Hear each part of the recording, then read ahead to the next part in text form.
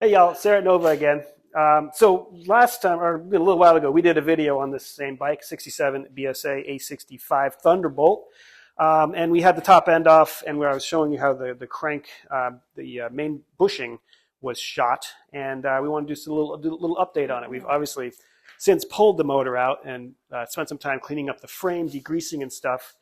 And now we have the motor in pieces, and I thought I could take an opportunity to point out some of the stuff we run into on this bike and old Brit bikes in general when you're doing service.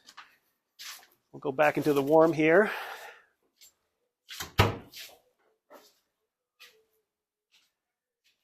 And here is a lot of what's left of the engine. Kent has torn it apart, pulled it, stripped it down. He is currently working on the crank on the bench here, and this is what we're doing. Hey, Ken. It was beautiful. So we're cleaning up the big end journals here so we can mic them and see how everything is. So cleaning up, I mean, we took some soft abrasive and polished them basically to get some of the marks that come from wear out, and see if there's anything deep enough that we have to regrind. And also we'll measure this for roundness, and we'll measure it with a micrometer. Not something you can measure with a caliper. You need to get down to the 10,000ths really to see what your roundness is, but you're going to make sure it hasn't turned oval. Let's see, go here. And then we'll also measure this end. This is the corresponding offending part of most BSA twins. The bushing, the bronze bushing that serves as the timing side main bearing. This is the journal that runs in that. So we want to make sure that this is still round because this is critical for the oiling of the whole crankshaft here. That's pretty beat up. And then, yes, and then so if this all mics out okay, and we decide we're going to use this crank, this is where the sledge trap is. So if you've heard people talking about old bikes, old Brit bikes, you're always going to get an old timer that says, hey, did you clean out the sledge trap? And you're going to say, hopefully, there's no way to clean out the sledge trap without tearing the motor down and pulling the crank out. But what it is, it's an early centrifugal oil filter, basically. You would have to loosen this, take this out, and you pull out this tube, and the tube collects all the solids in the oil. So basically, as the engine goes around, it flings the solids into it and collects it so it doesn't get into the rest of the engine. If you don't clean that out, eventually that will fill up and clog, and it'll block your oiling, and you will seize your engine. So it looks like it's been out a few times. Yep, this has definitely been done before. There's typically stakes here, these punch marks called staking.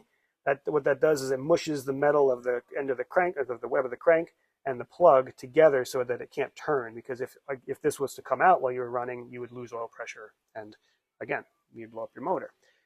So that's been staked. We'll drill it out, and we'll hopefully get that out. We'll probably have to replace that plug at this point. I don't think it's good for another go around, but that stuff's pretty easy once you get it out. But we're not going to spend time getting that out. If we're gonna first assess that the journals of the crank are usable, and then we'll go from there. Now, real quick, the reason why the bushing on the timing side is so critical is that all of your oiling for the bottom end of the motor goes through that, and this channel here is part of that. So you have the bushing, and we'll show you on the engine, but the bushing is pumping oil up into a passage through a hole that will fill up this passageway and go to that hole, and then come out on your big ends, get positive lubrication to both of your big ends.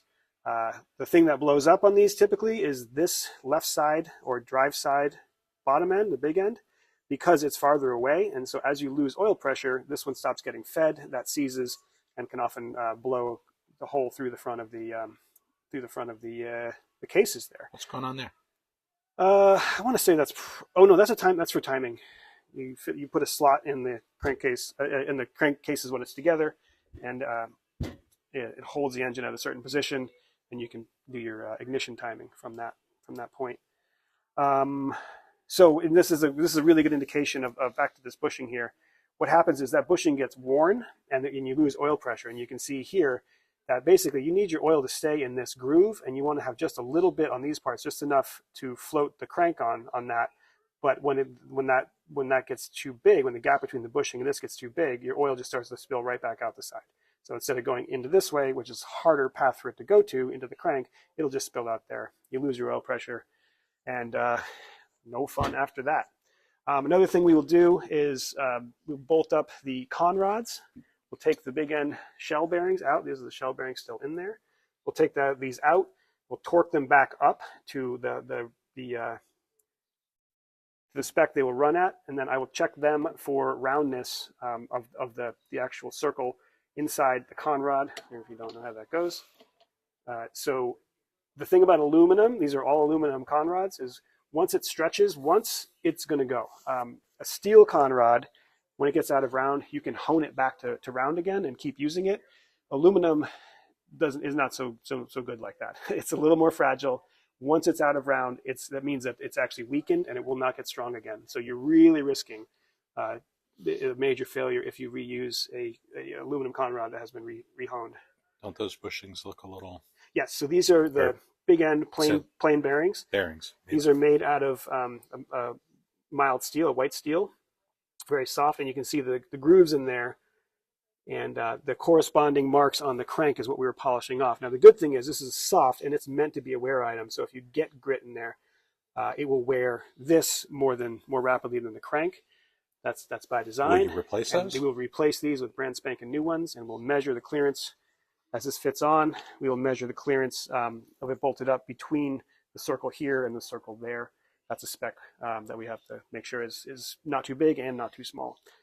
But again, here, this, as we talked in the last video, this bushing, I'll show you in a second, that tends to wear because people don't change their oil. It's not inherently a design flaw of BSA. It's that it was designed to run with clean oil, and if you don't change your oil, it basically, all the grit in your oil turns into sandpaper and wears it out much more rapidly. And this kind of streaking is evidence that there was grit running through this engine.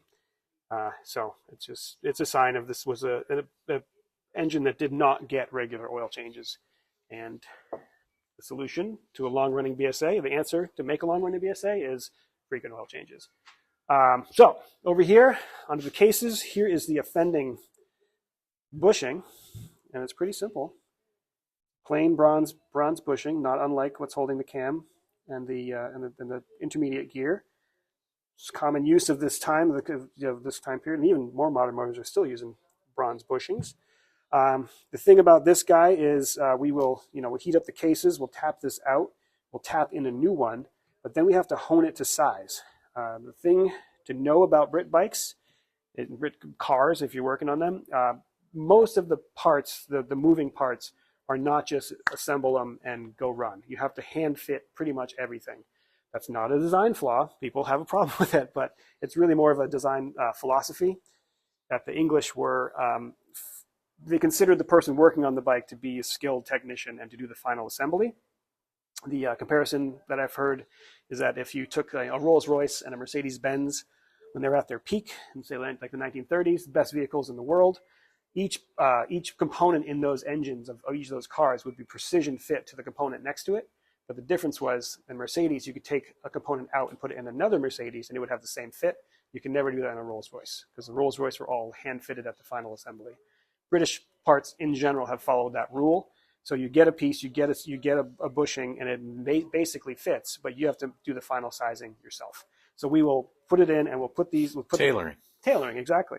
We'll put the cases back together, and then we'll line bore it, essentially, hone it, which means I will align the hone with the bushing, with the bearing on the other side, so that the final shape of this is in line with the other side of the engine, so that everything stays nice and straight and true. And we'll get the clearance on that correct, as tight as we can without it seizing. Yeah, so that final fitment part is something that a lot of people miss, and they fix their Brit bike and it breaks again, and they think, oh, Brit bikes suck. You really just got to think about it and kind of know what you're getting into as you do it. And if you don't, ask questions as you go. So that's the BSA thing. That's the BSA curse. And if you have a BSA, change your oil. You'll be all right. So then here's our box of engine here. This is stuff that we can go through and kind of show some other little bits and bobs that go bad. This is pretty common on a clutch. You pull apart a clutch, and typically when you measure a clutch on an average machine, you measure the thickness of the plates. There's a spec in the book of how far it should have worn, and okay, that's fine. But the thing about Brit bikes is they have a ton of torque. They don't have a lot of cushioning for that torque. And so the actual teeth on the plates get beat up. So you see how that end is like a T? That T is just from being smashed against the corresponding basket here. And that will, at the very least, that'll rattle a lot. But also it starts to get stuck as it slides through the basket. And you'll have a grabby clutch. You'll have a clutch that will get stuck open and closed and just be generally unpleasant to work with. So you see how it's rattling there. So when we see that, we want to replace that. And then also you can see on the basket has corresponding grooves from all that, really just dents from all that banging around. So this is supposed to be smooth lines in here. If you're in a pinch, you don't want to spend the money, you can take a file and run through there and make that smoother. It'll help, but it's still going to be rattly and loose and not ideal, and it'll also wear out your new plates faster. So we're going to replace this basket. We'll replace those plates, and clutch should be okay at that point. That's generally the stuff you look for.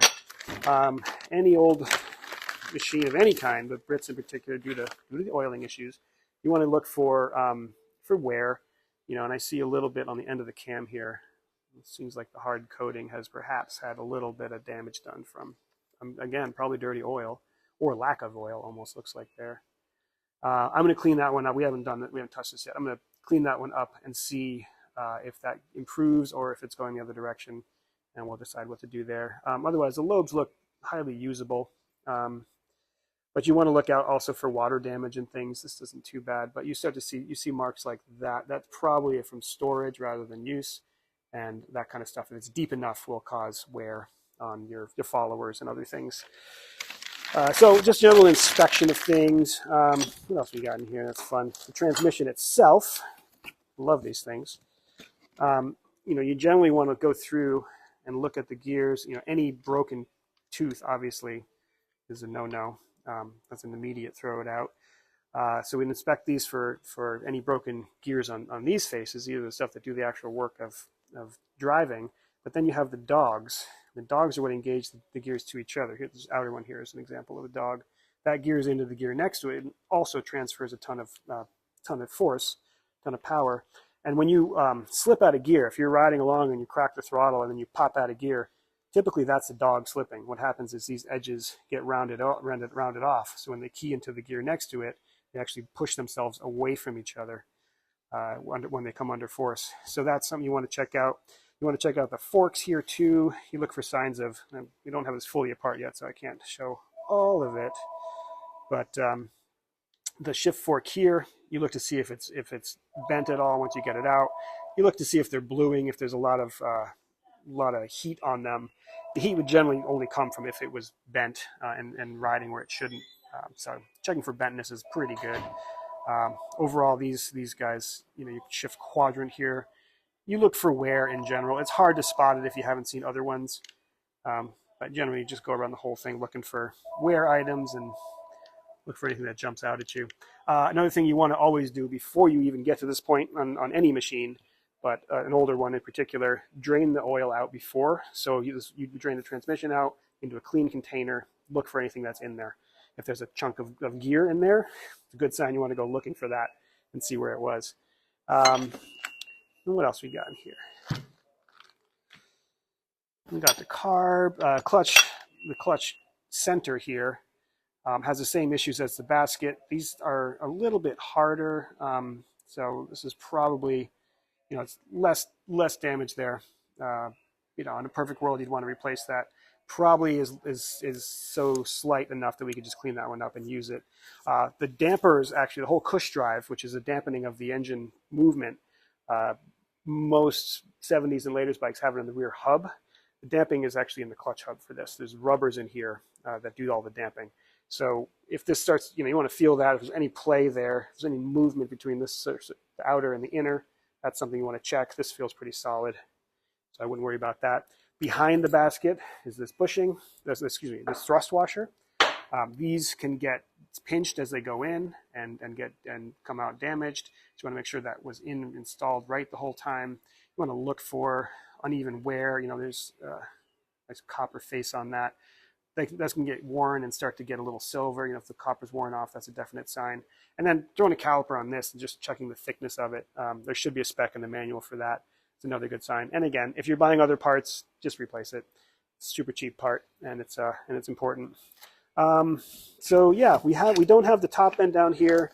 Get into the valves and the cylinder, but that's some of the stuff we see in the bottom ends, and most of the problems BSAs have are lying down here anyway. So don't be afraid of the BSA.